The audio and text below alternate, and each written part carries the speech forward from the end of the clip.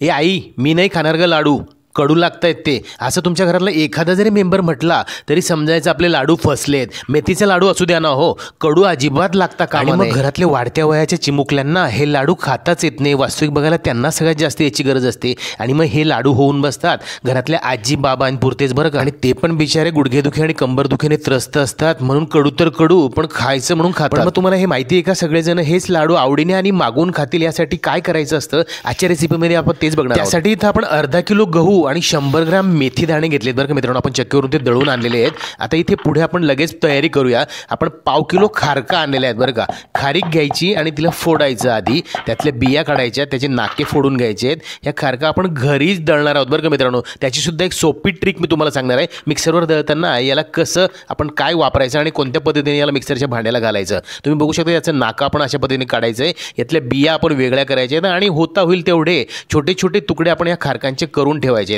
खारीक तशी काही फार जास्त टणक नसते, तुम्ही बघू शकता अगदी बोटाच्या सहाय्याने ती तुटते. आपण जेवढे शक्य असतील तेवढे हाताच्या मदतीने आपण त्याचे छोटे छोटे तुकडे करून घ्यायचे. आपण पुढचा जिन्नस प्रिपेअर करूया. इथे आपण पाव किलो खोबरं घेतलंय. अशा पद्धतीने किसणीच्या सहाय्याने आपण त्याला किसून घेणार आहोत बरं का मित्रांनो. तुम्ही बघू शकता इथे आपण पाव किलो खोबरं किसून घेतलेलं आहे आणि हे किसलेलं खोबरं आपण पुढे रेसिपीमध्ये वापरणार आहोत. इथे खारका आणि खोबरं अशा पद्धतीने समप्रमाणात मिक्स करायचं आणि मग मिक्सरच्या भांड्याला घालायचं. भांडं सुद्धा पाऊन किंवा 3/4 किंवा अर्ध इतकंच भरायचं आहे, म्हणजे साधारणपणे त्याला जागा असली पाहिजे. आणि मग त्याला फिरवलं की ते खोबरं आणि खारकांच्या त्या मदतीने ते एकमेकांसोबत व्यवस्थित अशा पद्धतीने बारीक होतं. आपण ते सगळं व्यवस्थित बारीक मिक्सरला फिरून घेतलं. आता पुढचं जिन्नस घेऊया. ही आहे गोडांबी मित्रांनो.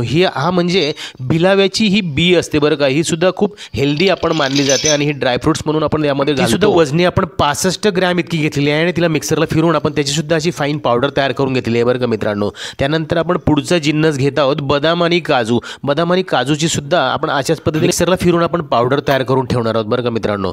तुम्ही अजूनही चॅनलवर नवीन असाल तर चॅनलला सबस्क्राईब करा. माझ्या रेसिपीज तुम्हाला आवडत असतील तर लाईक करा आणि तुमच्या मित्र आपल्यापर्यंत ह्या छान छान रेसिपीज शेअर सुद्धा जरूर करा. आता इथे प्रमाणासाठी आपण बदाम 125 ग्रॅम म्हणजे अर्धा पाव इतके घेतलेले आहेत आणि तेवढेच काजू सुद्धा घेतलेले आहेत, म्हणजे अर्धा पावच आपण काजू सुद्धा घेतले. आता खूप महत्त्वाचं, आपण गहू आणि मेथी दाणे जे चक्कीवरून दळून आणलेले आहेत मित्रांनो ते सेपरेट दळायचे आहेत बरं का. वेगवेगळे आपण ते दळून आणले आहेत. इथे आपण तुम्ही बघू शकता इथे सगळे हे ड्रायफ्रूटची भरड आणि त्या मेथी दाणे आणि गव्हाचं पीठ आपण दळून आणलेलं असं प्रिपेअर करून ठेवलेलं आहे. आणि सोबत इथं आपण हा डिंक सुद्धा तयार करून ठेवलेला आहे बरं का मित्रांनो. आपण साधारणपणे 100 ग्रॅम डिंक वापरणार आहोत. हा डिंक जर थोडा जास्त मोठ्या खड्यांचा असेल तर तुम्ही अशा पद्धतीने खलबत्त्यामध्ये त्याला हलकंसं कुटून घ्यायचं आहे आणि त्याची जरा जास्त मोठा खडा त्याचा राहता कामा नये अशा पद्धतीने त्याला आपण बारीक करून घेणार आहोत. पुढे आपण गूळ सुद्धा अशा पद्धतीने बारीक कापून घेतला आहे बरं का मित्रांनो. साधारणपणे 600 ग्रॅम गूळ आपण प्रिपेअर करून ठेवला आहे. इकडे आता पुढच्या भांड्यामध्ये एका मोठ्या मिक्सिंग बाउलमध्ये आपण लेअरिंग चालू करूया. इथे ड्रायफ्रुट्समध्ये आपण पहिला लेअर बदामाची पावडर घातली, त्यानंतर काजू घातलेत आणि त्यानंतर गोडंबी आपण जी बारीक करून ठेवलेली आहे ती घातली आणि खारीक आणि खोबऱ्याची भरड घातली. अशा पद्धतीने आपण त्याला व्यवस्थित लेअरिंग करून घेतलं आहे, पसरून घेतलं आहे. इकडे आता आपण डिंक तळायला घातल्या बरं का मित्रांनो. शेंगदाणा तेलामध्ये आपण साधारणपणे 100 ग्रॅम इतका डिंक हा तळून घेणार आहोत. मध्यम आचेवरती गरम तेलामध्ये थोडा डिंक आपण घालायचा आहे.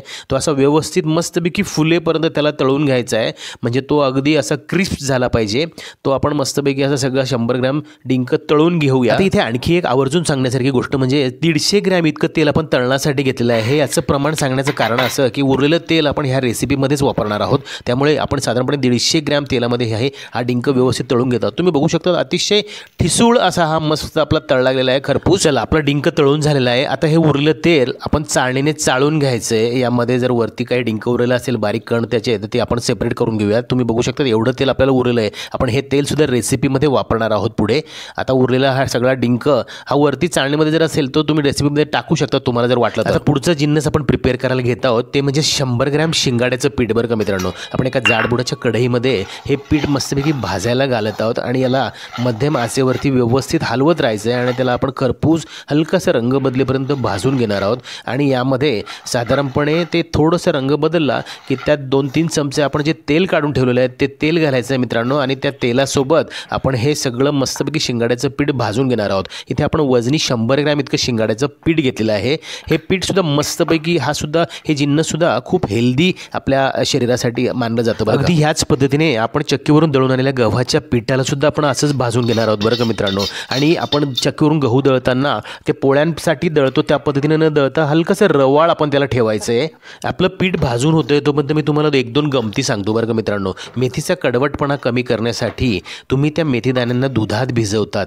काही वेळा तुम्ही त्या मेथीदाण्यांना रोस्ट करतात. रोस्ट केल्यावर तर त्याचा कडवटपणा आणखीन तीव्र होतो बरं का मित्रांनो. आणि दुधात भिजवल्यावरती त्याचा टिकाऊपणा अगदी कमी होऊन जातो, कारण दुग्धजन्य पदार्थ मुळातच खूप कमी दिवस टिकणारे असतात. तुम्हाला हे सगळ्यांना माहिती आहे.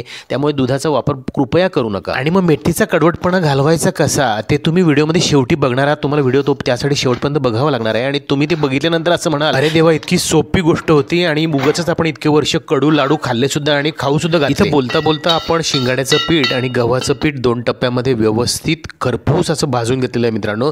आणि त्यामध्ये आपण डिंक तळून उरलेलं तेल सुद्धा वापरून घेतलेलं आहे. चला आता आपण पुढे लगेच लेअरिंग सुरू केलेल्या त्या घमेल्यामध्ये शिंगाड्याचा पिठाचा एक लेअर लावूया आणि त्यानंतर त्यावरती ते पसरून झाल्यानंतर गव्हाच्या पिठाचा लेअर आपण लावून घेऊया. मला आनंद आहे तुम्ही इतके मग्न होऊन सगळी रेसिपी बघतायत, पण चॅनल सबस्क्राईब करणं सुद्धा तेवढंच महत्त्वाचं आहे बरं का. करा आधी लवकर चॅनल सबस्क्राईब. सोयीसाठी बेल आयकॉन सुद्धा प्रेस करून ठेवा बरं का, लागलीच तुम्हाला रेसिपी मिळायला पाहिजे. तुम्ही बघू शकता आता आपण मस्त खरपूस भाजून घेतलेल्या गव्हाच्या पिठाचा सुद्धा लेअर आपण यावरती लावून घेतलेला आहे. व्यवस्थित त्याला अशा पद्धतीने सगळीकडे पसरून घ्यायचं आणि मग ढांटाणा. यानंतर आता नंबर आहे तो म्हणजे सगळ्यात खट्याळ जिन्नसाचा. काळजी करू नका, गुणकारी पण तेवढंच असतं बरं का. हे मेथीचं पीठ आपण यावरती शेवटचा लेअर म्हणून घातलेलं आहे. आता इकडे आपण एका जाडबुडाच्या कढईमध्ये गरम करायला शेंगदाणा तेल ठेवलं. बरोबर अर्धा किलो इतकं तेल आपण ते घेतलेलं आहे. आणि यामध्ये 600 ग्रॅम बारीक चिरून घेतलेला गूळ घातला आहे. इथे आपण गॅस हाय फ्लेमवरती ठेवायचा आहे आणि याला सतत चालवत ठेवायचं आहे. यामध्ये आपल्याला हा गूळ सगळा व्यवस्थित मेल्ट करून घ्यायचा आहे बरं का मित्रांनो. तुम्ही बघू शकतात इथे आपण चराट्याच्या साहाय्याने तो गूळ अति तेलामध्ये घातलेला आहे. तो मेल्ट होताना आपल्याला दिसत आहे.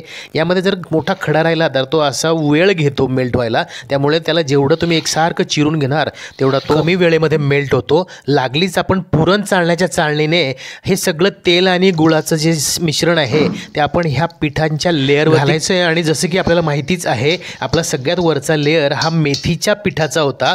त्यावरती हे गरम तेल आणि हा गुळाचा पाक डायरेक्ट पडतोय. त्यामुळे तो मस्तपैकी खरपूस असा भाजला जातोय. आणि ही होती ती ट्रिक बरं का. अशा पद्धतीने मेथीचं पीठ जर तुम्ही खरपूस अशा गुळाच्या पाकात आणि तेलात भाजलं गेलं तर ते अजिबात कडवट लागत नाही. तुम्ही ह्या पद्धतीने ही रेसिपी नक्की ट्राय करा. तुमच्या लक्षात येईल आजपर्यंत आपण काय गडबड करत होतो, त्यामुळेच ते लाडू कडसर आणि कडवट लागत होते. संपूर्ण कृती मात्र झटपट करायची आहे. तुम्ही बघू शकता ही एका व्यक्तीला जमेल एवढी सोपी कृती आम्ही तुमच्यासाठी करून दाखवलेली आहे.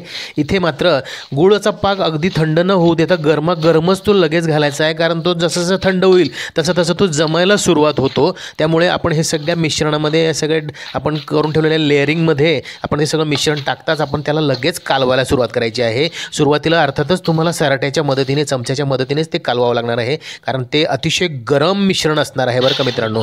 आणि मग जर तुम्ही सराईत असाल तर हळूवारपणे अंदाज घेऊन त्याच्या मदतीने तुम्ही ते पुढे नंतर मिक्स करू शकता. आता हे सगळ्या जिन्नसांचं प्रमाण आपलं किती परफेक्ट आहे, तेल गूळ आणि सगळे जिन्नस आपण त्यामध्ये घातलेले आहेत, त्याचं प्रमाण किती परफेक्ट आहे हे लाडू वळताना तुमच्या लक्षात येईल बरं का मित्रांनो. आधी आपण हे सगळं व्यवस्थित एकजीव कालवून घ्यायचं आहे. आणि हे सगळं कालवून झाल्यानंतर आपल्याला एक जिन्नस त्यामध्ये ॲड करायचं बाकी आहे. तुमच्या लक्षात राहिलं आहे की नाही मला माहिती नाही. यामध्ये आता आपण तळून घेतलेला डिंक घालायचा आहे बरं का मित्रांनो. आता मस्त खरपूस अगदी असा फ्लफी तळून घेतलेला आपला हा डिंक आपण यामध्ये असं कुस्करून मस्तपैकी मिक्स करायचा आहे.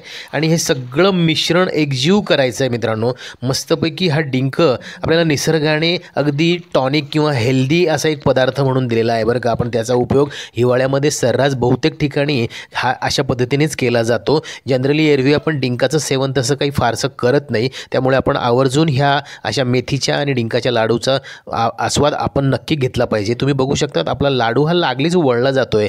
ते हलकंसं आता कोमट असताना मिश्रण आपण सुरू करूया आणि शेवटपर्यंत ते कसं लाडू वळू देतं आपल्याला ते सुद्धा आपण चेक करणार आहोत. व्हिडिओ शेवटपर्यंत बघा. चला मग आता लाडू वळायला आपण सुरुवात करूया. आपण हात स्वच्छ धुवून घ्यायचे मिक्स करतानाचे. त्यानंतर आपण लाडू वळायला सुरुवात करायची, जेणेकरून त्याला लागलेल्या हाताने आपल्याला व्यवस्थित लाडू वळता येणार आहे. त्यामुळे आपला हात जर करमरीत असेल तर तो लाडू व्यवस्थित वळला जाणार नाही. आपण हात स्वच्छ धुवून घ्यायचे. अगदी सहज लाडू वळला जातो. तुम्ही बघू शकतात आपला पहिला लाडू वळला सुद्धा गेला आहे. इतकं मस्त बेमालूम आणि परफेक्ट प्रमाणासह आपण हे सगळं मिश्रण घेतलं आहे बरं का मित्रांनो. बघूया एका पाठोपाठ एक लाडू आपण अशा पद्धतीने वळून घेऊया आणि एक लाडू अगदी 10, 12, 15 मिनिटानंतर मी तुम्हाला फोडून सुद्धा दाखवणार आहे.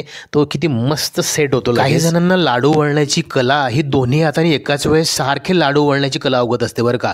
दीपालीला तसं एकाच हाताने लाडू वळता येतात. त्यामुळे तरीसुद्धा तिने साधारणपणे 10 ते 12 मिनिटामध्ये हे सगळे लाडू वळून घेतले आहेत बरं का व्यवस्थित. तुम्हाला जमतात का दोन्ही हातांनी एकदाच लाडू वळायला, का तुम्ही सुद्धा एका हातानेच वळतात? मला कमेंट करून नक्की कळवा मित्रांनो. अगदी याच पद्धतीने तुम्ही जर लाडू बनवले तर संपूर्ण हिवाळाभर ते 4 महिने अगदी व्यवस्थित टिकतात बरं का. वैयक्तिक आमचा अनुभव आहे. आता आपण ह्या बनवलेल्या लाडूंपैकी एक लाडू टेक्स्चर कसं झालंय ते बघण्यासाठी फोडून बघूया. तुमच्या ते लगेच लक्षात येईल. आता इथे आपण हा लाडू उचलून बघत आहोत आणि तुम्ही बघू शकता अगदी मस्तपैकी अलगद असा हा लाडू आपण तोडून बघितलेला आहे. तुमच्या लक्षात आलं असेलच अगदी परफेक्ट प्रमाण आणि परफेक्ट टेक्स्चरसह आपले हे लाडू तयार झाले आहेत. अजिबात तेलकट नाही आहेत. अगदी याच पद्धतीने तुम्ही सुद्धा अजिबात कडू न होणारे आणि सगळेजण मागून खातील असे लाडू नक्की ट्राय करून बघा. भेटूया पुढच्या भागात. तोपर्यंत बघत राहा माहिती recipes. Thank you for watching. Good bye. Take care.